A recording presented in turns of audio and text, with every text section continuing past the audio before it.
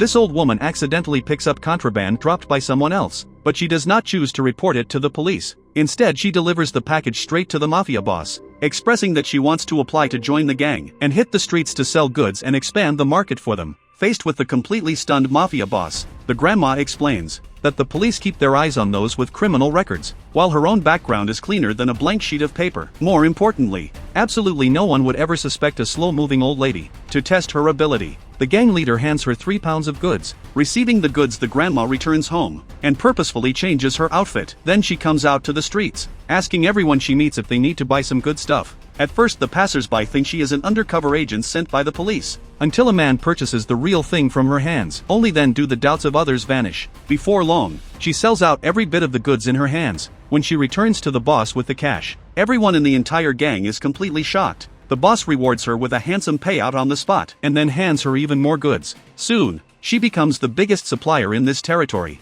As a result of this, the businesses of others are severely impacted. On this day, a rival gang cuts her off. They not only rob the goods and cash from the grandma, but also warn her never to sell things here again. But the grandma has no intention of giving up. Returning home, she gets a clever idea, mixing the goods right into cakes. To test the flavor, she specially invites a few old sisters over to taste them. Unexpectedly, everyone praises them without stopping. So the grandma starts selling this special kind of cake on the streets. When she hands the cash over to the mafia boss once more, the gang boss is shocked yet again, because the revenue of the grandma in a single week has already far exceeded the annual income of many gang members. She demands a 30% sales commission from the boss. The boss turns her down directly. Who could have guessed that the grandma threatens him on the spot, saying she will go sell goods for the rival gang if he does not agree? Faced with this person who can make big money for him, the boss has no choice but to grit his teeth and agree. As her fame grows bigger and bigger, the shrewd grandma quickly realizes that relying on herself alone, she simply cannot handle the workload. So she proactively contacts the punks who robbed her a few days ago. At first, they do not take the old lady seriously at all.